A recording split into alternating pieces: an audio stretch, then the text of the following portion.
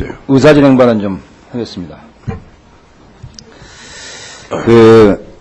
지금 우리 보건복지위원회에서 약사법을 이번에 상정을 한 것은 제약업계를 비롯해서 우리 건강보험 재정까지 악화될 수 있는 여러 가지 우려에 대해서 충분한 토의를 하기 위해서 지금 저희들이 상정을 하자고 하는 것이지, 지금 여야가 합의해가지고 오늘 상정하고 내일 법안 소위 통과해가지고 의결해가지고 지금 FTA를 비준 동의하자라는 그런 차원에서 지금 저희들이 상정한 건 아닙니다. 설사 이게 이번 한미 FTA가 우리나라하고 미국하고 법 적용을, 미국의 국내법, 연방법이라든지 주법이라든지 심지어 모든 주의 조례까지도 이 FTA 조약하고 협정하고 상충이 되면 조례가 우선이에요. 미국에서는 연방법이 우선이에요. 주법이 우선이에요. 국내법이 우선인데 반해서 한국은 이 한미 FTA 협정이 아무리 국내법에 상충이 된다 하더라도 한미 FTA 조약이 우선이에요. 협정이 우선이에요. 이렇게 되기 때문에 설사 이 약사법 개정안이 통과가 안 된다 하더라도, 통과가 된다 하더라도 통과가 안 되고 통과되는 게 중요한 게 하나가 아니라는 거예요. 그러니까 우리가 이 FTA 협정 에 우선되기 때문에 저는 이 법이 통과되고 안 되고가 중요한 게 아니다. 우리는 충분히 토의해서 과연 한미 FTA가 통과됐을 때, 비준동의 됐을 때 과연 우리가 이 제약업계라든지 우리 의학업계 모든 국민들의 건강보험, 필요한 약품 구입, 이런 문제에 대해서 과연 우리가 어떻게 대처해야 될 것인가, 대책 마련을 저희들은 더 중요하게 보고 있죠. 이 약사법 개정안이 통과되고 안 되고는 아무런 의미가 없다고 저는 봅니다. 설사 이것이 금년에 통과 안 되더라도 한미 FTA 비준동의만 되면 다 할 수 있다는 거예요. 그렇지 않습니까? 그렇죠? 저희들이 그래서 발목을 잡고자 하는 게 아니고, 지금 이게 당초에 1년 6개월의 유예 기간이었던 것이 3년으로 연장된 것 하나 가지고 정부에서는 요구사항이 관철됐다, 이익의 균형을 이뤘다 이러는데 이것은 말이 안 되는 겁니다. 빨리 우리가 대책을 마련해 줘야 된다라는 차원에서 저희 보건복지위원회에서는 저는 다른 상임위와 관계없이 이 문제에 대해서 정말 심도 있게 논의해가지고 국민 건강을 위해서, 지금 정부에서는 제약산업 경쟁력 강화 방안을 내놓다 했는데 대단히 추상적이에요. 그래서 정말 우리 국민들이 꼭 필요한 필수 의약품을 국내 제약사가 작업할 수 있는 대책을 빨리 만들어야 된다라는 차원에서 저희들은 이것을 법안소위에 넘겨서 법안소위에서도 충분히 토론하고, 또 필요하다면 토론회도 공청회도 개최해가지고 우리가 이 문제에 대해서 근본적인 문제를 좀 저희들이 여야가 힘을 합쳐서 머리를 맞대고 만들어내야 된다. 그렇지 않으면 이게 지금 한미 FTA가 문제가 아니라 EU라는 유럽 시장이 더 큰 피해를 우리한테 줄 수 있기 때문에 이 문제에 대해서 적극 대처를 해야 될 필요성을 여야 정의 한꺼번에 이 문제 논의를 해야 된다는 차원에서 말씀을 드립니다. 지금 의사진행 끝내신 거죠? 예, 그럼 7분 드리세요.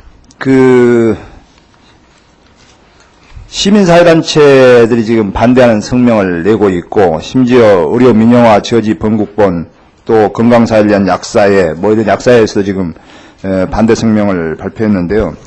이 의약품 허가특허 연계제도가 이루어졌을 때 정말 저는 이제 세 가지 문제점에 대해서 지적을 하겠습니다. 아까 우리 양승조 의원도 지적을 하고 많은 의원님들께 지적을 했는데, 첫째는 우리 국민들의 일자리를 뺏는다는 겁니다. 우리 전문위원 검토보고에 보게 되면 오리지널 의약품의 특허권자의 권리를 제도적으로 보다 용이하게 보호하고자 하는 제도라고 좋게 설명을 하고 있고, 하지만 의약품 특허를 가진 미국, 유럽 등의 선진국에는 이익을 주고 복제약 중심의 국내 제약산업과 그 종사자에게는 피해를 준다는 것이죠. 정부 추계 결과 한미 FTA가 시행되면 향후 10년간 최소 4,183명에서 최대 7,300만까지 일자리를 잃는 것으로 드러났습니다. 이는 국내 제약사들의 매출이 감소하기 때문이에요. 향후 10년간 생산은 최대 1조 1,968억 원, 소득은 최대 7,971억 원이 감소한다는 것이 정부의 추계예요.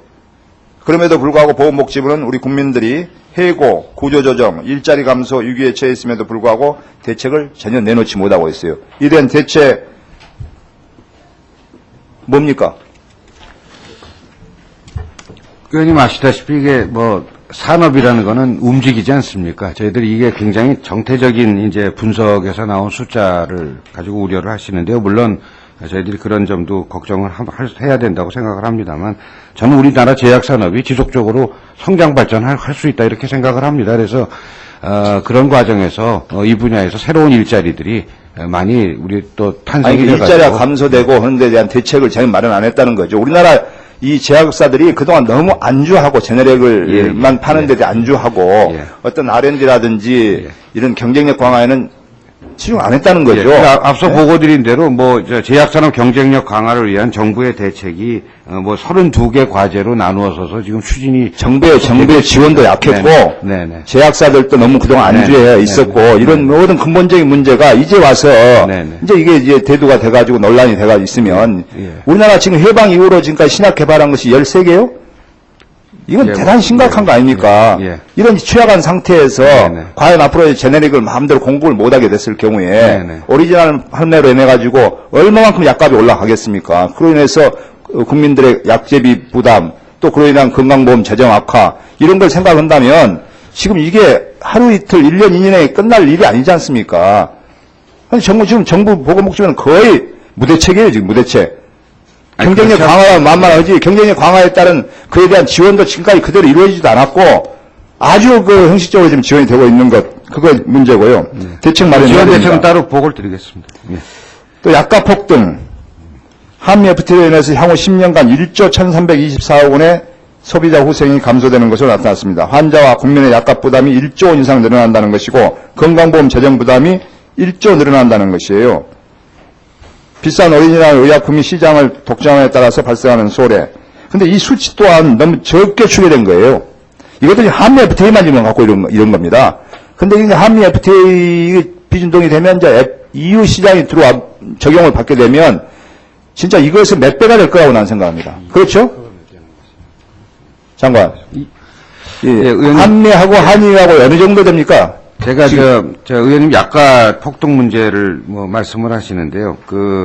현재 이 제도하고 앞서 제가 말씀드린 대로 저희들이 약가는 우리나라의 약가의 결정은 시장에서 결정되는 구조라기보다는 건강보험 체계 안에서 협상회에서 결정되는 가격 체계로 되어 있지 않습니까? 그래서 약가로 이거 직접 이런 것이 영향을 주지 않도록 하는 거는 저희들이 충분히 제어할 수 있는 부분이다. 이렇게 저는 말씀을 드리겠고요. 제네릭하고 오리지널하고 약값이 의원님 특허를 침해한 약이 시판이 돼가지고 그것이 값싸게 공급되고 있다.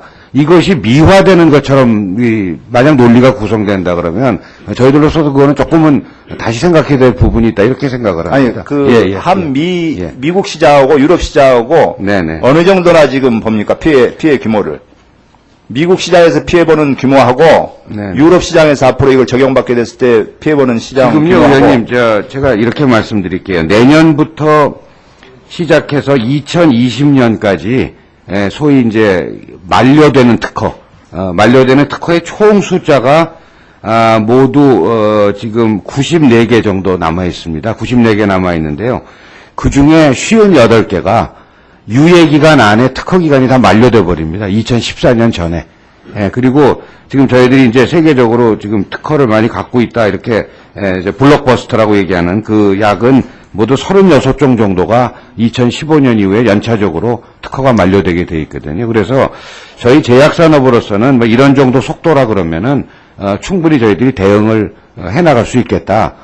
이렇게 저희들이 판단을 하고 있습니다. 저희들, 앞으로 신약도 계속 개발될 거 아닙니까? 미국이나 유럽에서. 개발되죠. 개발됩니다. 그럼 미국 시장하고 유럽 시장하고 규모가 어느 정도 되냐고 물으니까 계속 그런 블록버스터만 이야기하세요. 제가 지금 그런 것에 대한 통계 수치가 전혀 지금 보건복지부에 없는 것 같아요.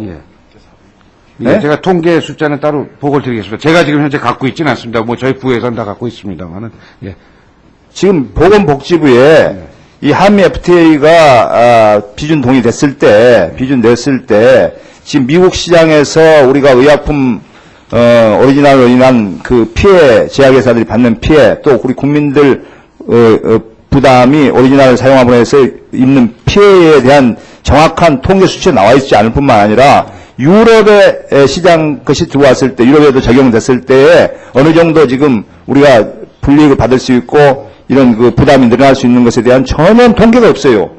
없어요.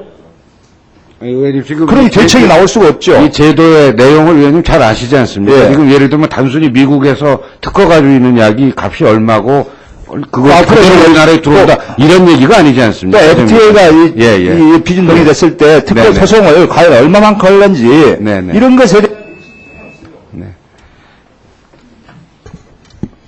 없어. 그러니까 대책이 나올 수가 없어요, 이게.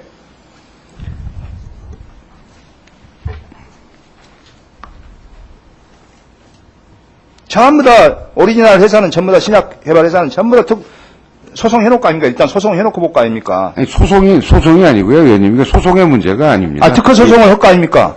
아니, 그거는 저희들이 물론 지금이라도 특허권 침해하면 이 제도가 없더라도 소송은 당하죠. 저희들이 특허권 침해해서 그 사람들이 침해한 걸 알면은 지금도 저희들이 이 제도 없어도 소송은 계속 당하는 겁니다. 저희들이. 이것 때문에 소송이 되는 게 아니고요. 예.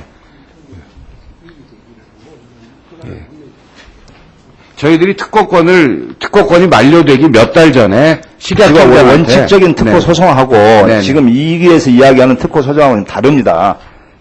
아니, 이건 소송의 문제는 아니고요. 소송은 의원님 지금도 소송은 지금 다 가능한 겁니다. 누구든지 다 소송할 수 있으니까요. 지금은 소송하고 이 문제하고는 연결이 안 됐습니다.